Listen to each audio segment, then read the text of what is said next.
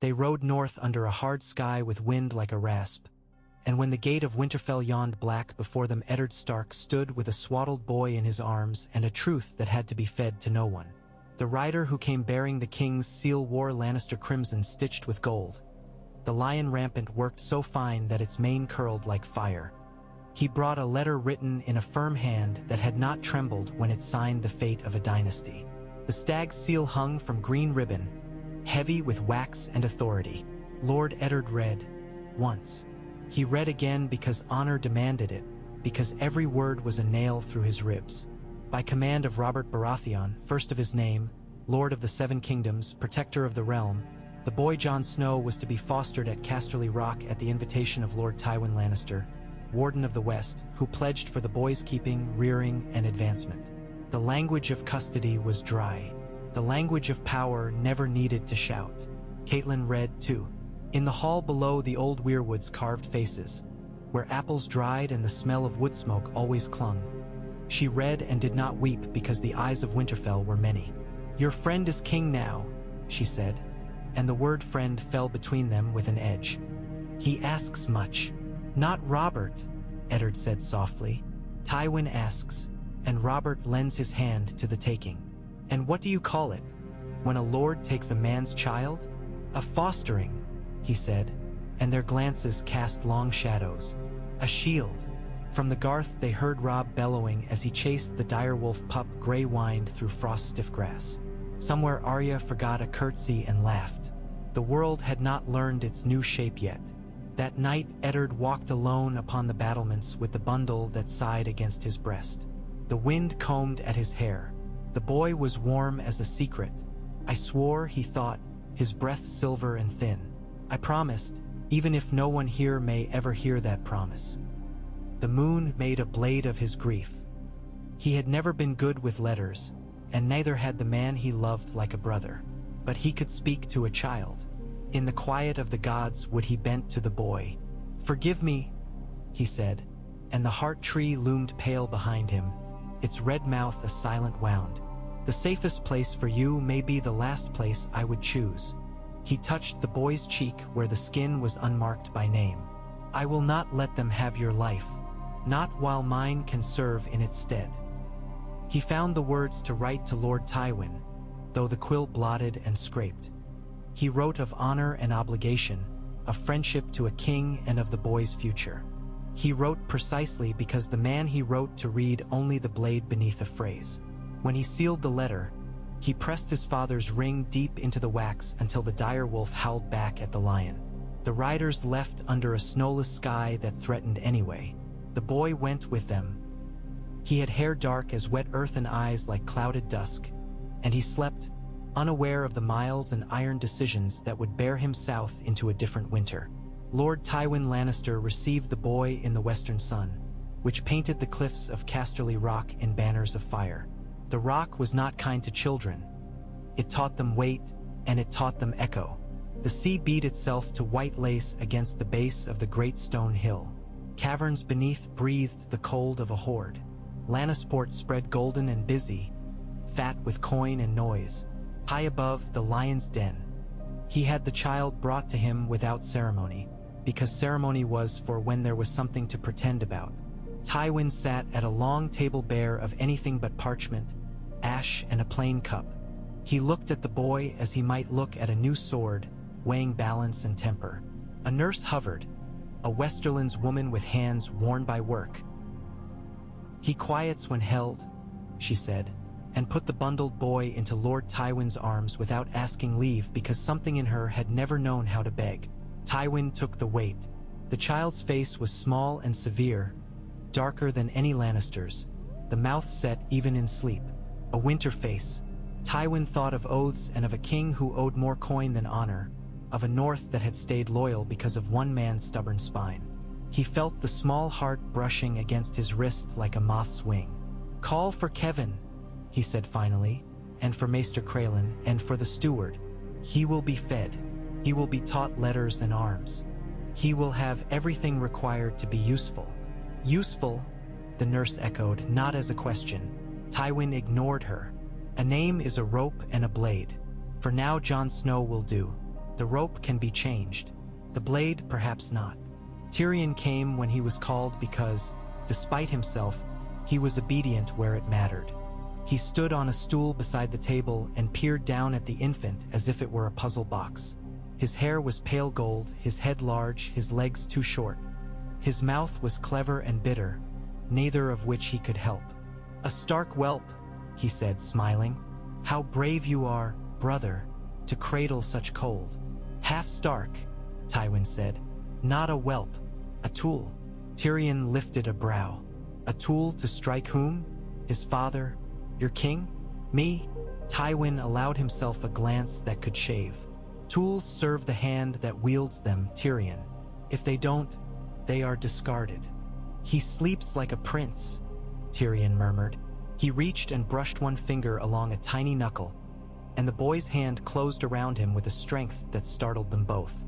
Tyrion stilled. Something unbidden tugged in him, something he had thought long drowned in wine and laughter that hurt to make. "He has your taste in company," he said almost lightly. "Leave me," Tywin said, as if the air were a ledger. "Send for Kevin." Kevin Lannister came heavy and Saxon-soft at the edges, a man of comfortable strength. He took the news and the orders with his usual stout acceptance. "A fostering, T.H.N., he said. "The North will mark it. The North will keep its head," Tywin said. "And the boy will learn how to be more than the way he was born." "What is that, exactly?" Tywin's eyes were chips cut from something that had grown beyond stone. "Mine," he said. "Years run quickly in great houses because children do not forget their hunger and men do not forget their plans. Jon grew in corridors of red stone, where the torches burned steady even when the winds clawed at the walls. He learned letters from Maester Crelin, whose patience was an old coin that showed the faces of other boys he had trained, boys who now wore gold. He learned his sums, which were the bones of Lannisport. He learned to climb the inner stairs of the rock without losing his breath. He learned to sleep with the sea's mutter below and gold above like a buried sun. He learned the sword with Ser Forley Prester, who smelt of oiled leather and said little and made no allowances. His wrists were strapped when he dropped his guard. He learned to bleed from the lip and to set his jaw, and he learned that the right step was worth more than the right word. He learned his limits under the quiet gaze of Ser Davin Lannister, who made a jest of nothing that mattered. He made few jests himself. The castle had children in it, some his age, most younger. Lancel, pink and eager, Willem and Martin with their mother's narrow hands. Cousins that traced their line to the lion with as many branches as a thorn tree. They played at knights and kings and always laughed a little too loudly around him. Their laughter slid off him. Jon kept his words as he kept his blade. Clean, and when he had to use them they cut. Tyrion watched him as a man watches a hearth in a winter too long. "You do not smile enough," he told Jon one day, when they had found a nook where the sea's voice was a whisper and the smell of salt loosened something tight in the chest. "Lannisters smile when they cannot bite." "Smiles are for celebrations," Jon said. His voice had lowered in the last year, roughening. The maester said it was his north coming out of him. "What would you have me celebrate?" "Your good fortune," Tyrion said frankly. "I assure you, Snow, there are worse places to be a bastard than under this rock." "I have a roof and a sword and my letters," Jon said, not ungrateful. "And a lord to obey." Tyrion's mouth crooked. "And a new name coming, if I read the old man's ledgers right." Jon did not answer. He had seen Tywin's glance weighing men at the tables, seen it fall on him like a coin on a scale. He had heard the messages that came back from kings landing with crested seals and smelled of incense and sweat and hawk. The boy who had arrived bound in swaddling now took his wine watered and his meals at the second table. When Lord Tywin called, he came. When Lord Tywin spoke to him away from others, he listened as he would listen to a river that might drown him. The Lord asked him questions that weren't questions. For a long time Tywin never used his name unless to correct it. Snow. Jon learned what that meant. He learned also that sometimes the Lord looked at him as if he were measuring the width of a doorway he meant to drive a new standard through. When the royal party came west hunting stags made of memory and atonement for the king's immoderate love of wine, Casterly rock-lit braziers and poured good vintage. The king ate meat like a dog and kissed every child he saw and forgot their faces before the next course. Robert was bigger than any tail that had tried to hold him. He smelled of sweat and silvered promises. He hugged Tywin with arms that used to hew kings. He laughed and made a noise that filled halls made for song. He took to Jon at once because Robert always took to people he could name without remembering their names. "Here's the little wolf," he said, pinching Jon's cheek as if boys were coin and he were finding the proof. "Risen by the lion's teat. Gods. But I'm generous." He belched like a drum. "You look like your father." Jon had met Eddard Stark twice since the fostering.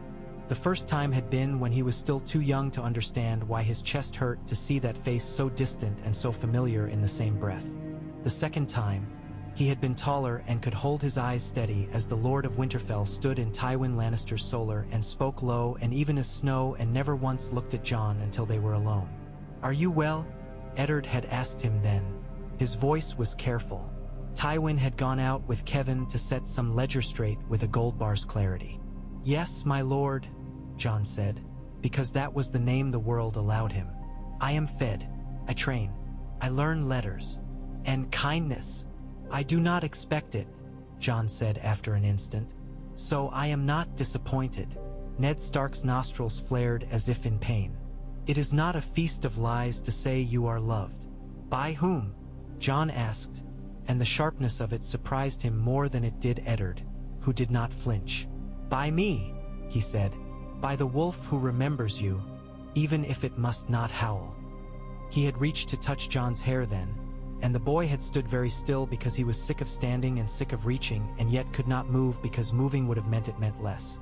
Now the king slapped Jon's shoulder and the boy swallowed everything he wanted to say to the ghost who was his father and the man whose hunger for life devoured loyalty like bread.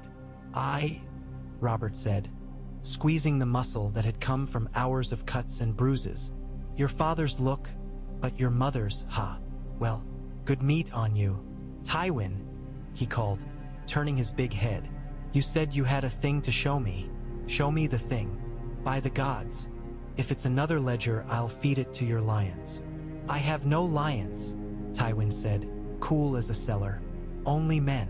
He looked at Jon. "Kneel," he said. Jon knelt because when Tywin said kneel, men either did or they were broken until they see. "Would not walk." Pycelle tottered in with a scroll that had been kissed by more seals than chastity allowed. The king took a knife from his belt and slid it open, bellowing for wine and silence together. There was no silence. There never was when power was eating. But the words came out anyway. They filled the hall and echoed down the rock's veins. "By my hand and word," it read, "we legitimate the boy called Jon Snow, and we adopt him into House Lannister with all rights and obligations thereof, to be the son of Lord Tywin Lannister for all purposes of inheritance and title. Let his style be Jon of House Lannister, and let any who gainsay know our wrath."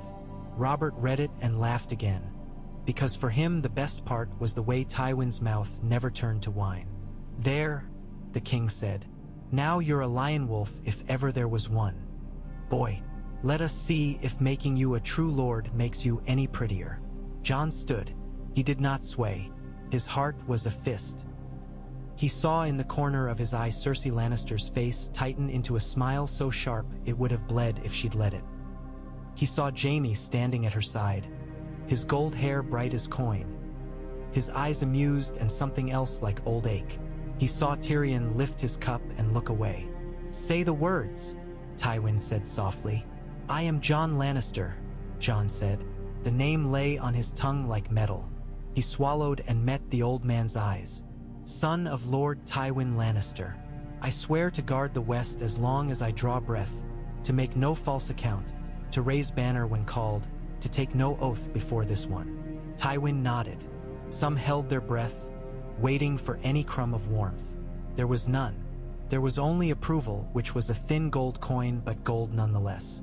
"You will serve," Tywin said. "Begin by removing yourself from the king's reach and your enemy's thoughts. The world will chew on this decree. Let it learn the taste." It did. They began to call him the Golden Wolf, but never to his face. Servants whispered it in the kitchens and in the tunnels carved long ago by hands that had never seen daylight. In Lannisport, the selling of pins and brooches that gilded a direwolf's head took a fattening turn. The minstrels, those who needed coin more than scruple, spun songs of winter roses planted in gold. Tywin ignored songs as he ignored weather. He set about training his new heir with a precision that was a cruelty anyone else would have needed to work at. "Why me?" Jon asked Tyrion one night, when wine had loosened the dwarf's tongue and undone a knot or two in Jon's own restraint. They sat on the rock's seaward balcony, where above them the sky lay like a black whale on its back, and below the sea breathed into rock-veined dreams. "You know why," Tyrion said. "Jaime wears white. Cersei wears a crown." Father would not trust Tyrion Lannister with a purse and a prayer. He needed a son he could shape without trusting what was there before. "That is not an answer," Jon said. "Why a bastard? Why me? The West is full of honest lions." Tyrion drained his cup. "Because you are honest as the North and stubborn as a lord who thinks himself a god. Because you are the only sort of son he believes will listen to him even as you fear you are made of someone else's silence. And because he likes the taste of eating another man's bread when the bread is a man's heart. Snow." He made a small bow over his cup. "Forgive me, Lannister. It will take getting used to." "It will," Jon agreed. He did not know whether to forgive. He would learn that this was something he could live without knowing, and often did. News from King's Landing taught him to fit his calm to a knife's sheath. Tywin's ravens sang of mints and ships and the fat plum of debt. The king grew larger and grimmer, and his court grew thinner and sharper. The queen glittered. The prince behaved like a blade kept on silk and honed on servants' backs. The hand died. "Jon Arryn," Tywin said, passing the letter to his heir almost as an experiment. "What do you know of him?" "He was honorable," Jon said. Tywin's mouth did not move. "That is not an answer." "He was the man who kept Robert's kingdom from ending as a song," Jon said after he had thought until he felt the answer had both weight and edge. "It is ended now, or beginning again." "Lord Stark rides south to be hand," Tywin said. He watched the line of Jon's jaw the way a falcon watches movement in grass. The movement was controlled. "So the wolf walks where foxes live," Jon said. "Not a place to bring your young." "Nonetheless," Tywin said, Winterfell's ravens flew fat and purposeful. The whispers that came with them were of a boy fallen from a high tower, of a queen at a bed's head. The whispers were cautious because Winterfell bent the knee but did not bend its neck. Jon took the news as a man takes the sea because it always moves, because you can never strike it, because it will be there when you have tired. He pressed the thought of a half-brother broken from his mind because he had no right to that pain and because grief was not coin here. Here coin was coin. When the wheel caught fire and began to turn true, it did so as wheels do, with small noises that most men do not hear. The next noise was a woman's voice raised at an in Far East. Catelyn Stark seized Tyrion Lannister by the collar with a fury that had swallowed fear. The news came hot as a coal with the night's meat. She had taken him to the Eyrie, to her sister, and a bright breastful of grievance. The West shook itself and the lion turned. Tywin sat Jon before the map like a boy before a catechism. The candles burned steady and low, making the rivers look like quicksilver laid in grooves. "They will call me to the field," Tywin said. "Whoever does not come when called is a traitor. Whoever comes is an enemy until he proves himself neither." "I can ride," Jon said. "You will ride," Tywin said. "With Kevin and those I trust. You will take command of a van where a boy is expect. Ed to fail so that a lord may improve from it. You will not fail. Because," Tywin's glance flicked up, "because your life is mine, and I do not throw my coin in ditches." Jon bowed his head. The words settled into him like the bones of a cage. He looked at the painted river where his father's banners would rise, and above them the dire wolf that had been his cradle song. He could not hear it now. He would not permit himself. They rode east along the Green Fork, under banners like red mouths. Adam Marbrand rode at his shoulder and told him plainly of every village they passed and what it owed his lord. Kevin taught him what a host eats and how quickly, where the fords turn soft at dusk, how to smell rain in a seam of cloud. Ser Gregor Clegane thundered ahead with a mouth full of other men's screams. Jon did not look at him if he could help it. They burned. That was how war began. Not with trumpets but with barns and thatch. Jon did not like the smell of it. He said nothing. He did not ask permission to cut a man down who tried to force himself on a girl in a ditch beside the road. He did it, and afterward, when the girl's eyes stared too wide at him, he bowed his head and kept his blade in his hand and did not speak when she spat at his boots, because she knew a lion when she saw one, even if he had a wolf's eyes. "Do not trouble yourself," Adam said afterward, easy in his saddle. "They will not sing of that." "I hope not," Jon said. He would not have trusted a singer's mouth with such a taste. The trap came at the moment when the Green Fork's water looked blackest under the late afternoon sky, when men were thirsty and horses restless. A small force came into sight on the far bank, a dusty banner that might have been a trout if the cloth were cleaner. The bannermen around Jon leaned forward in their saddles like dogs who have caught a scent. "Let them come to us," Jon said. His hand lay on the map in his memory. "Do not cross. Let them think we will throw ourselves into the current for the sake of pride." Adam's mouth curled. "Pride is a powerful horse. It will throw you," Jon said. He sent a third of his van downriver to a shallow place he had been shown by a farmer who had taken Lannister coin with the special gratitude of a man whose life depended on it. The dust rose as if new land were being born and then ceased. Men lay along the bank like reeds. The force opposite, thrice his number, if not more, made a show of vexation. They taunted. They sent arrows that fell like old rain. Jon let them. He kept his men still until their taunts soured and their horses stamped. He could feel behind him the shiver of impatience, could feel the breath of his lord's expectation like hot air behind his ear. He said nothing. He waited until he saw what he needed to see. A boy with a thick neck and a too large helm, vexed at being told to wait, whose horse wanted to be elsewhere. Then he raised his hand, dropped it. His men were water hard and fast, two currents meeting at once. They took the ford like a knife takes cloth. The men lying in the reeds rose like sudden men. West steel that did not sing, it hissed, and the enemy's horses screamed, because screaming is horses' first gift to any war. The lead boy went into the water with a splash and a curse and came up coughing and white-faced, because drowning does not listen to name or rank. Jon's shoulder took a blow that would have broken it if the angle had been wrong by a hair. It was not. He turned into the blow as he had been taught and laid a man open from neck to bone and blinked blood from his eyes and saw the trap close and hold. He felt no pride, only a cold relief that the plan had been correct. Later, when he found the boy on the riverbank coughing sludge, he took the young lord's helm off with his own hands. "Yield," Jon said. He was breathing hard, and so was the boy, and so were the horses, and the light had gone to gray around them. To a lion? Never. The boy spat out water and snot and fear. He was younger than Jon, which made him very young indeed. "To me," Jon said. He had never spoken like that before. It felt like saying the right name aloud when you had only ever thought it. "To Jon Lannister. To Jon Stark, if that's what you'd prefer to say in your prayers. But yield." The boy looked at him, at the face that did not belong on that surcoat, at the eyes that did not lie. Slowly, he put his bare hand in Jon's. The fight had gone for them. Not everywhere, there is no everywhere in a first test, but enough. Word would fly. Tywin would take the word and make a meal of it, because glory kept for the Lord is better food than wheat. Jon wiped his blade and let the river brush at his boots. He did not sleep that night any better than men who had lost. It could have gone differently the next day or the next. That is how wars make liars of strategists.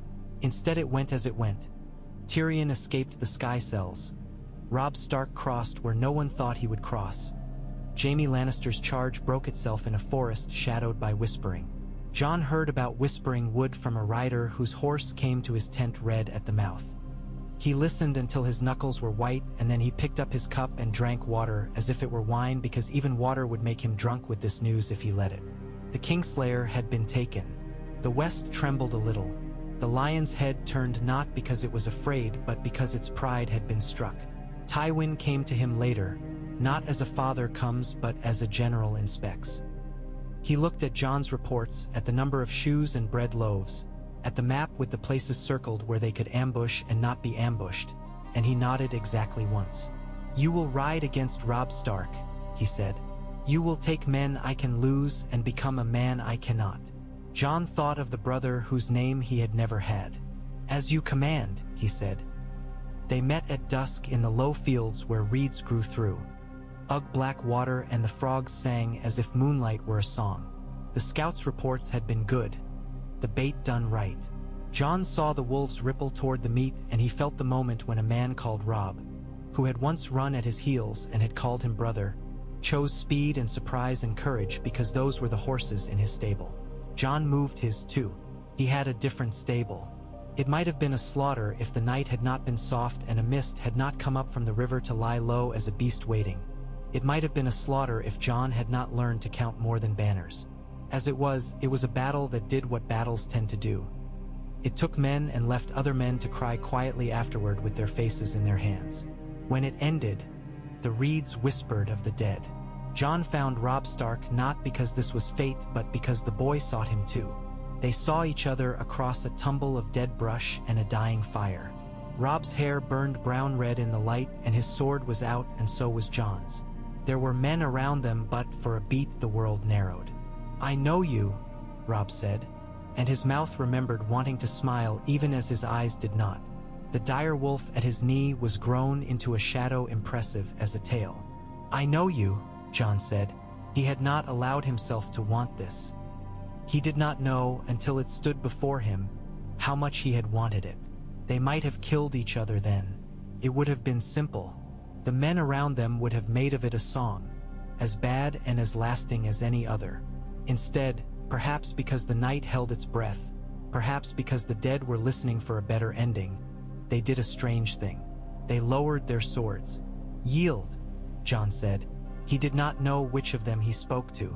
For this moment, for this parley. Robb's chin rose a little as if someone had tied a string to it. He had their father's posture. "We are at war. We are brothers. Half." He said it without malice.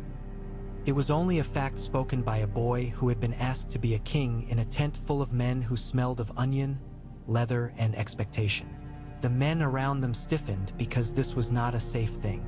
But the frog song went on. The mist did not lift.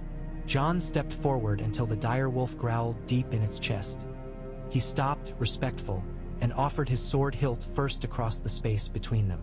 "Take it," he said. "For a night they will talk of until they are too tired to talk. Take it and walk with me. If you think I lie, I am a prisoner already." Robb looked from Jon's face to the steel to the face again. The dire wolf stopped growling because wolves earn their food. Robb reached out and took the sword by the hilt. He did not point it anywhere useful. He looked down at it with a strange astonishment, as if he had never seen a blade before and now recognized one as he might recognize a brother. They walked through camp between men who would have followed either into hell if hell had fodder and a beaten path. They went into Jon's tent and sent everyone else out, even the hesitating Kevin, who stood a moment with his mouth working as he counted the ways this could go wrong and then bowed and went because whatever else he was a man who kept faith with both trust and calculation. "I will not kneel," Robb said at once, angrily because he had to say it like that to keep it true. "I did not ask you to. You gave me your sword. I asked for your listening," Jon said, "which is worth more in this hour." Robb swore a word Jon had heard only in stables. He put the sword on the table. He looked around as if to remind himself where he was. There were no wolf heads, only a lion's standard thrown over a chair like a skin, and a map with grease stains and the small domestic disorder of a war many days old. Robb rubbed a hand over his face. In other circumstances, he might have asked for wine and laughed with a boy's relief. Now his eyes were older than his cheeks. "Your mother has me," he said with a brittle formality. "She wants exchange. For father." Jon felt again that heart plunge he had spent years learning to deny. "He is still alive?" He was Robb said, and Jon heard every ounce of fear in the tents was. In the Red Keep, they said he had confessed treason. Then he did not, Jon said. Robb's laugh was a bark. You speak of our father's honor. I speak of the Queen's lies, Jon said in that same steady tone he had learned from the man they were talking about. You will not make exchange for Eddard Stark. They will take your coin and keep his head. Robb looked at him with the terrible hope of a drowning man smelling land. You are a Lannister. I am the man who grew up afraid of the wrong fire. Jon leaned his hands on the table so that Robb could see they were empty. If I could have broken my name like a bone and thrown it away, I would have. I did not. I live where I live. He looked up, met eyes whose blue had been his winter before winter. Listen, do not break your army upon King's Landing. Not for father. He would be the first to tell you that the better war is the one you win, not the one you wade into because your blood's in it. And what would you have me do? Robb whispered. He was very young suddenly. He had his father's hands, and they were empty. Hold, Jon said. Hold Riverrun. Hold the fords. Bleed me without joy and take my men's bread without apology. Make me spend coin and men until my father must choose which heir to save. Robb's head jerked as if he had been struck. He would choose. Jaime, Jon said for him. It hurt to say it more than he had expected, which was saying something. Everyone knows whom the West cannot afford to lose. Let him learn he cannot afford to lose me either. Are you that sure of your place at his table? No, Jon's mouth moved as if he knew how to smile and had not practiced enough. He is. He made a spectacle of making me who I am now. He sealed my face to his banners. The West counts, Robb. Counting is the West's religion. I am the ledger he keeps. Robb closed his eyes for a beat. When he opened them, they were washed of some of their boy. If I hold, he said slowly, and they kill father anyway, then I will not tell you not to burn the world, Jon said. I will ask you to spare the men who will be marching beside me, but I will not ask you to spare me. I will come and die on whatever field you choose. The silence that followed was full of the damp sounds of night. Robb turned and put his hands on the table and was for a moment nothing but a son. Then he nodded once. I will speak to Mother, he said. She will not thank you for this. She does not thank any man for anything, Robb said, and the affection in it was an old rope. Catelyn Stark did not thank anyone, no. She came to Jon's tent just before dawn wearing the look of a woman who had had all night to pack griefs and had found no case large enough. She looked at him and saw the man in wrong colors who had slept outside her girl's doorway to keep her safe from the world's truth. A lifetime ago. She looked at him and saw the man her husband had brought home like a wound. She looked at him and saw a coin that might buy her daughter's lives or might buy something she had not named. She was very good with coin. She did not bother with courtesy. Your father cannot be trusted, she said. Nor yours, Jon said. It was cruel and just. She flinched and then did not. If we exchange you for his promise, he will keep the letter and the heir. If you exchange me for our father, they will keep my skin and hang his, Jon said, not kind. He did not know how to be kind in this language. He was tired. Hold, Lady Stark. Hold. If I can make him see that a son's life is of a piece, then perhaps we will trade sons and breath alike. Perhaps, she echoed, tasting it. Do you swear upon the old gods that you speak this with a whole heart and not as a lion in a den? I swear, Jon said, and the gods might have been listening because the tent cloth sighed. I swear by the heart tree I remember and the sea I hear each night. I am not a trap. I am only a poor bridge. Bridges break under too much marching. Still, she nodded. She did not thank him. He was glad. The world moved with a terrible speed after that because when men hold their breath, they cannot hold it long. Eddard Stark died on a cold afternoon under the eyes of gods that did not trouble themselves to act. Word came down the rivers like a fever. Jon took it standing as he had for every blow. He did not vomit. He did not weep. He dismissed every man and went down into a ditch and sat like a peasant and put his face in his hands and breathed like a bellows until his chest remembered how it was meant to move. He thought of a promise made with blood on stone.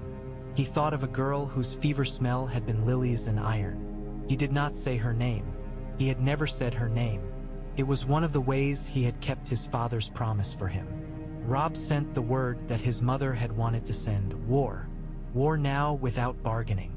War with a boy's clean line drawn across a map and straight through a city he had never seen. Jon folded the letter into a small square and set it under a stone, as if he could bury this as he had buried so many pieces of himself. "Hold," he wrote back, one word and his name, which he now had to spend whether he wanted to or not. Then the river broke into red and the songs men would sing turned ugly. They named Robb king in the north. His banners rippled wolf gray and new as winter smell. The west countered with red and gold enough to blind a man. Jon went where he was told. He cut where he had to. He did not let his men burn unless they must. He stopped Gregor Clegane in the middle of a village and sent him riding another way and took the cost of that into his own ledger, knowing the mountain would collect with blood somewhere else. He did not let himself think of the girls in the ditches where he was not. Meanwhile, the politics of a city, he was not moved with the idiot grace of dancers on a rope. Tywin Lannister found himself hand to a king who knew nothing of hands. He became the small stone around which river water must move. He played with wildfire and with words. He held a wall with men he paid in promises and sweat. Jon read the reports like a man listening to storms in another country and knew that whatever else his brother had, he had the wrong family and the right mind. There were nights Jon slept and dreamed of a small man with a big laugh coming to him with a cup and some poor joke that would make them both feel better. In the morning he woke and found he had not laughed, and perhaps never would again. The Blackwater burned. Stannis was turned back by green flame and timing.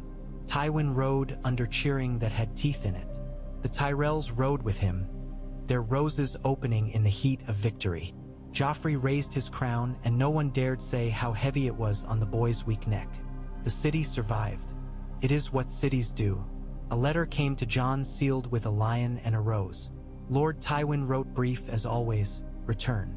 Jon left the van under Kevin and went to King's Landing because he was a son and an heir and a tool and the city had to see him. The smell hit him first, then the heat, then the sound. The Red Keep rose like a dream of power made stone. Lovely from a distance, cruel inside. He mounted with a face that had learned to keep its flesh still. They put him in rooms that overlooked the city, where the roofs looked like coins and the streets like threads in a tapestry someone had done drunk. They put a sword belt on him even at table. They sat him to Tywin's left. The queen did not look at him except in a glance like a knife to make sure he took no slice that was hers. They did not speak of Ned Stark. Jon did not speak of him either, because the Red Keep ate unguarded pain with more relish than any meat. Sansa Stark sat 2 places down from the king, at the queen's other side, and held a goblet like a prayer and looked at nothing. She was thin enough to snap. Jon caught her once looking at him with a small start, as if seeing his face had pricked a finger and memory had bled. He did not look away. He did not smile. He inclined his head the smallest part of a bow and saw in her eyes not hope, not joy, but a steadiness he had not seen in a child before. He was ashamed of having thought of her as a child. Later, when the hall had thinned and the courtiers had slithered back to their dens, he found a moment near a colonnade where the night air touched the stone with mercy. She was there, too, as if the poor air belonged to anyone who had been held inside too long. "My lady," Jon said softly. "Sansa." She turned her head. The moon paled her to glass. "Lord Jon," she said, voicing the name carefully, as if it were hard bread. "You are a Lannister now." He did not deny it. "I am also myself. I used to think I knew who that was," she said, and the ghost of a smile tried to be born and died. "You were kind to me. Who was not?" She did not answer. There were too many names. She looked out at the city as if it might offer her a path. "Arya is gone," she said finally, as if it were a confession. "I know," he said, "because whatever the truth, saying he knew was a way of laying a palm against a fevered brow. I know. I thought, never mind what I thought. She lifted her chin. Her hand tightened on the stone. You are his son, she said, and though she did not say which his, he knew. I can see it. In your mouth. In the way you stand when you are trying not to hit someone. He thought of the moment in a tent, of a boy's hands empty, of a lady who did not thank. He thought of a man on the steps of a sept, a sword's fall, a girl's scream that had flown to him on the hard air all this way. He did not say what he thought. I am trying not to hit anyone now, he said. You will fail if you stay here, she said in that quiet new voice. She looked at him then, right at him. Lord Tywin calls you son and heir. When he is gone, she trailed. She did not know what she was trying to say. She was only 15 and had been made into something older against her will. When he is gone, Jon said, I will spend what I have differently. She nodded. He did not tell her that differed spending could still ruin a farmer. They parted without hope and without hopelessness, which was as good as the city allowed. Tyrion came to him after midnight with a face that had too many shadows to be only wine. Our nephew is dead, he said. The word "our" sounded like a stone thrown into a glass lake. How? Purple? Tyrion said, and smiled as if at a joke on a gallows. Poison and the gods' taste for mischief. They took Tyrion. They dragged him before the court because the city wants a head for every feast. Cersei's eyes were slits. Tywin's were doorways. Jon went to his father and asked for sense. Tyrion did not do this, he said. That is not what the realm needs to see, Tywin said. What does the realm need, if not truth? It needs peace, Tywin said, and certainty. Justice is a matter for ledgers written later. Jon studied him as a son must. He saw the calculation. He saw the cold that had raised him. If you hang Tyrion, he said, you lose the man who won your city for you. Your brother, Tywin corrected without warmth, as if the word offended him. We lost a brother years ago, when he was born wrong. Then you should have thrown me instead, Jon said, too low for anyone else to hear. He surprised even himself. If you were only keeping what was right. Tywin looked at him for a long time, and in that look there was one heartbeat where he saw something that might have been regret if regret had ever been allowed to grow in that soil. Past. You will sit in judgment, Tywin said. You will learn how to hold a face and cut a throat at the same time. That is what you are for. He did sit. He held his face. He watched his brother speak to a hall that would not hear him. He watched Shae stand up with honey on her tongue and lies like flies in that honey. He looked at Tywin and saw a man who had built a life to be above the filth and found his hands soil anyway. He looked at Cersei and saw a woman whose love was an axe and did not care where it fell. Enough, he said afterward. He said it to himself in a corridor that smelled of tallow and old stone. Enough. He did not stop it. He did not have that power. He also did not throw his brother to the dogs when he found a chance. It was Jaime who shouldered that door open, pale and rigid with his own miseries.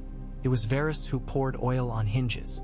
It was Jon who looked away and did not tell the guards to look closer, who signed off on a report that did not include one set of footsteps or one muffled voice or a man who had been promised freedom and was given blood. It was Jon who went to bed that night and lay on his back and watched the ceiling until dawn painted cracks and decided that this had been the last thing he could fail at. He woke to a castle full of shouting. They found Tywin on his privy with crossbow bolts in him and his blood like a river that had forgotten its course. The ruin of him was a shock even to men who thought themselves long past shock. The servants whispered, and there were too many tears even among men who had never cried openly in their lives. The West lost something it had thought as permanent as the sea, and men do not know how to mourn calculation. Jon stood with the men who had called the dead man father, in blood or merely in order. Jaime's face was a blank like a polished shield. Cersei's was a mask nailed to bone. Tyrion was gone into walls and shadows. Kevin looked directly at Jon for the first time in a long time, and his eyes were the gentlest thing Jon had seen in that sea. Astel in months. You had better have the will, Kevin said, not unkind. "I do," Jon said, because he had seen Tywin seal it and had not forgotten how the waxed ribbon had looked like blood under candlelight. The will said Jon was Lord of Casterly Rock, Warden of the West, and heir to debt made into glory and glory made into debt. The words were simple and iron. Men read them and found themselves breathing in a new shape. Jon stood under the weight. It did not bend him, changed him. Cersei came to him with a head like a torch, bright and burning everything it touched. "You will give me soldiers," she said. "You will hold the West for the crown, which is mine." "The crown belongs to Tommen," Jon said, even and correct. "The West belongs to me." It was the first time he had said it. Fit like a ring. "You would leave me to my enemies," she said. "You would sit in your gold hill and count your spoons while wolves eat my children." Jon held her gaze and thought of a boy's face turning purple and a girl's bones made into a story to break a brother. "I will not leave Tommen to anyone's wolves," he said. "But neither will I leave the realm to rot while we squabble over who sits what chair. You will have aid. But you will not spend the West as your father spent men." He did not ask their names. She stared at him with her hatred, which was as honest a thing as any love. "You are a Stark," she spat. "I am," he said, and saw that the word had become armor and not only wound. He went west to the rock to take it as his, and at each inn and farm the people looked at him as if measuring their new winter's ration.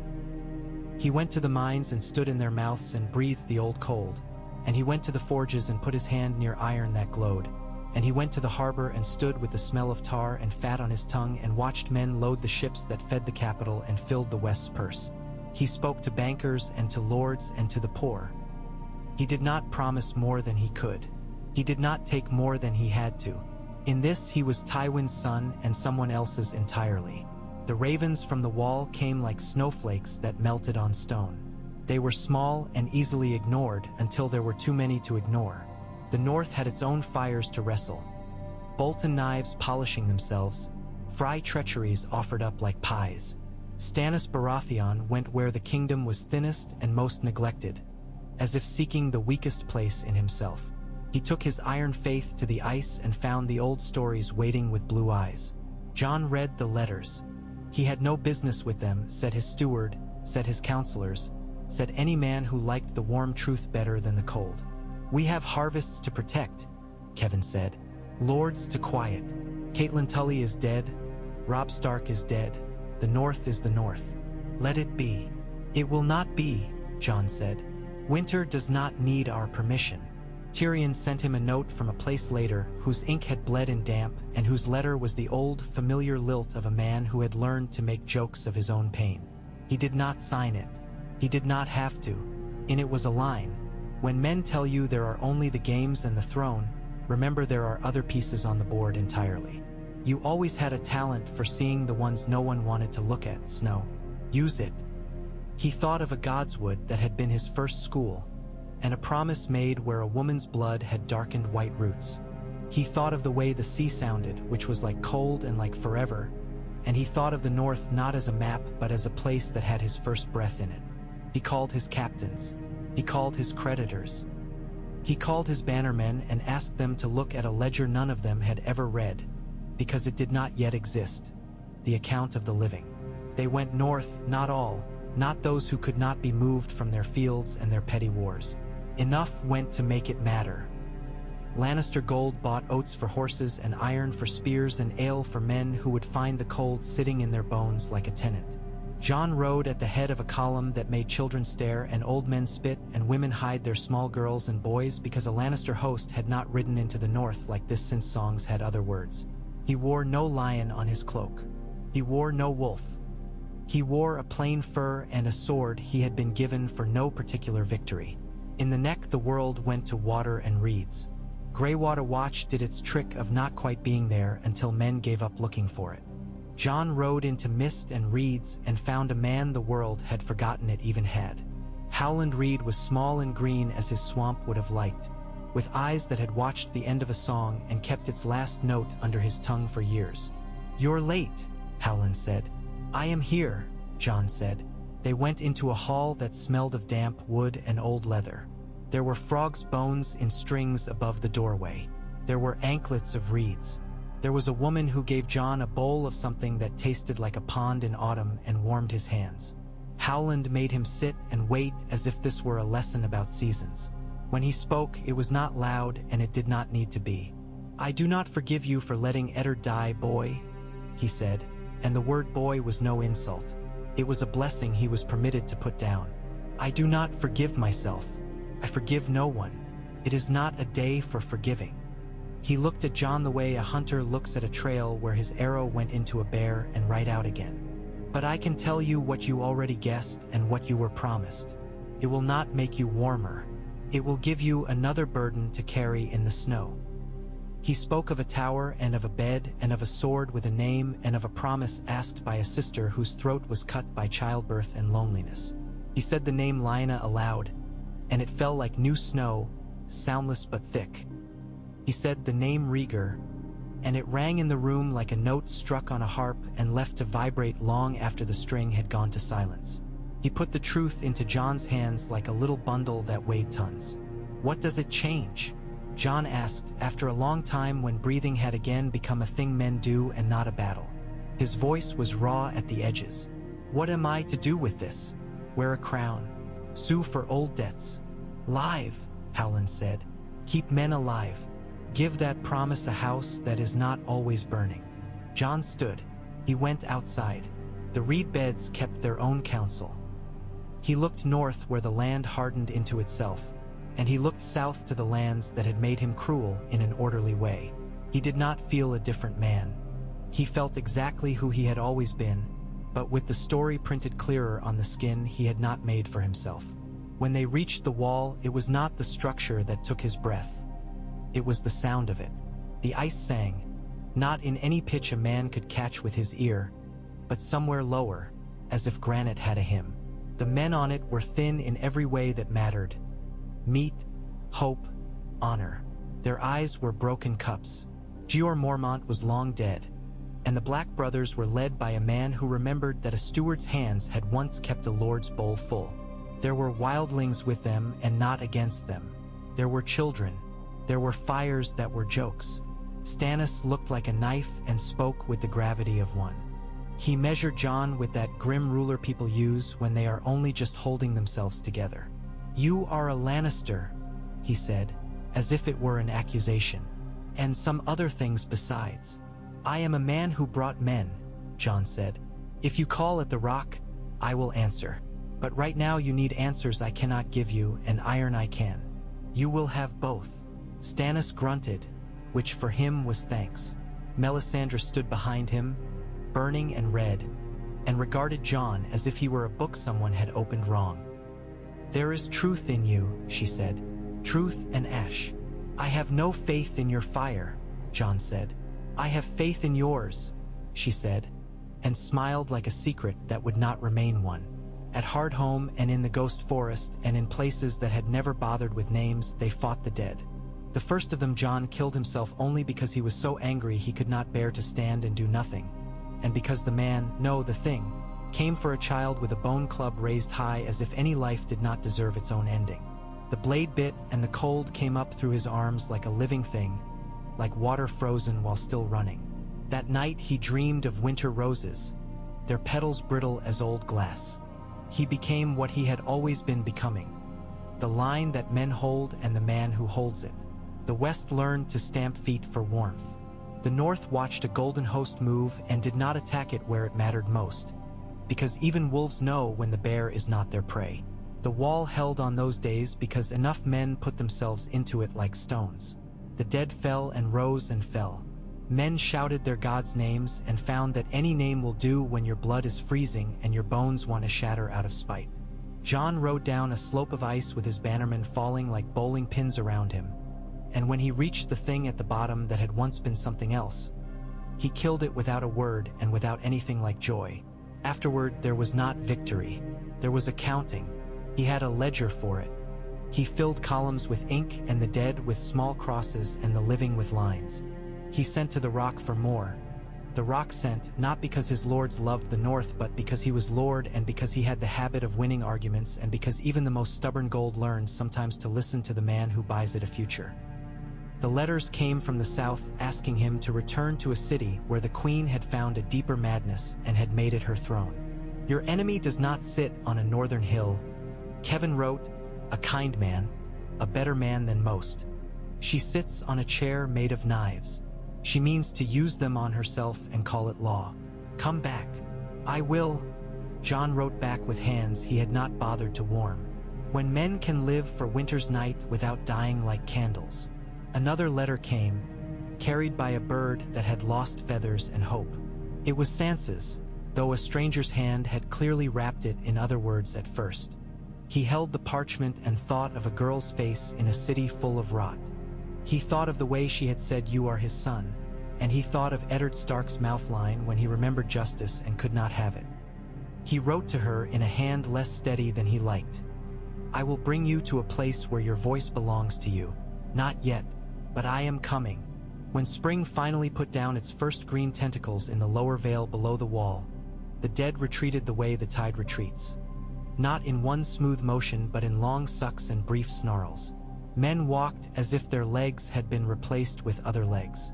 They warmed their hands around cups of broth and burned their mouths and laughed anyway.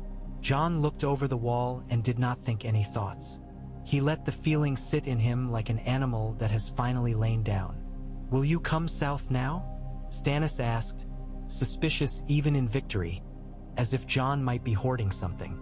I will, Jon said. The realm needs peace so that we can afford what comes next. Stannis scowled. What comes next? Another winter, Jon said, and bared his teeth just enough to make it a smile. The south greeted him as if winter on walls had never happened. The city smelled as it always did. The queen wanted him dead. She had made enemies of her friends and ghosts of her kin and fire where there should have been bread. He walked into her presence in the throne room, feeling which stones creaked and which eyes watched and which knives had names. I do not recognize your authority, Cersei said. She had darkened since he last saw her, like wine left open to the air. You do not need to, Jon said. It is mine. Spoken like a Lannister. I am what I am, Jon said, and I mean to make of that what I can. The hands he had at his back were not all the ones he'd expected to see. The Tyrells had learned to be cautious with their roses. The Martells were a rumor. The small folk cared only about bread and the size of soldiers' hands. The Faith had found a sharp tool and shaved with it until everything bled. Jaime stood in a corner like a shadow missing half of itself. Tyrion was still a ghost. Sansa was not in the city, and the thought warmed him more than any wine. He did not topple thrones. He did not fill streets with blood. He did something harder. He sat in rooms where tapestries had seen kinderlies, and he talked to men about what they could have if they did not burn it. He paid debts, and he demanded terms. He did not allow the queen to starve the West to feed her fear. He told Tommen stories of a man who believed that the law had to be calmer than the man who pronounced it, and he did not say the name of the man he meant. He sent gold north as if it were grain. At the end there was no end. That was the lesson men learn if they are allowed to live long enough and look around. Cersei did not wake one day and decide to be kind. She went to ground in her hates the way a troubled boar goes into the brush and dares dogs to come see what their teeth are worth. She lost and won and lost again, and the city spun out songs and blood. Jon did not go to war with her. He contained her the way you contain a fire in a stove, not by smothering it, but by putting iron around it and feeding it only enough to keep it from escaping. He brought Sansa south to the rock through ways the queen did not watch because she did not yet know how to look at anything but the shadows she had herself cast.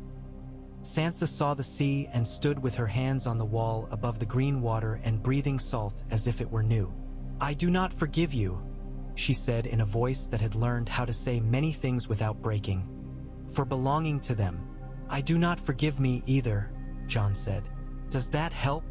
It is a start, she said, and the light caught her hair in a way that made him think of a story told in Winterfell once to a boy who had not thought he would leave.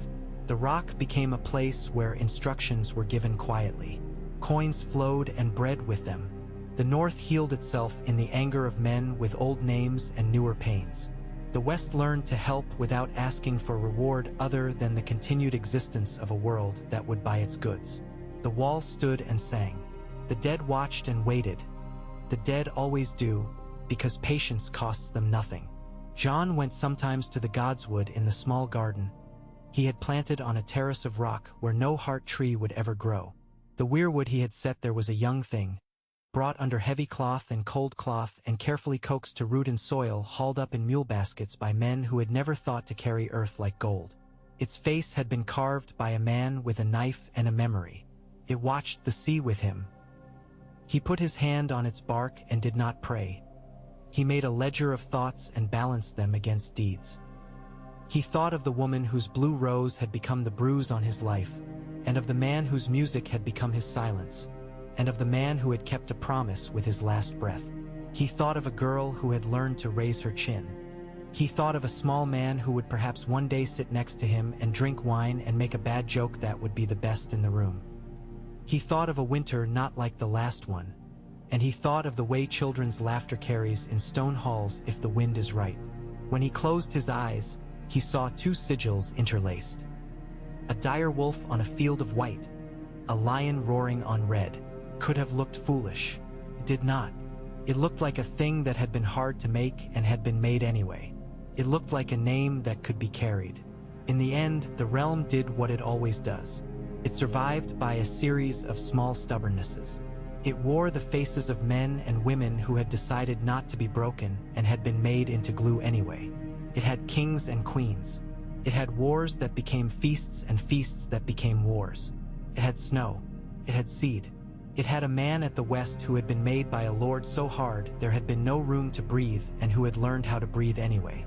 He was a bastard and a Lannister and a Stark and something that no name could quite press into sense, and he stood when others sat and sat when others burned their legs with standing, and he did not think himself a hero because heroes are for songs.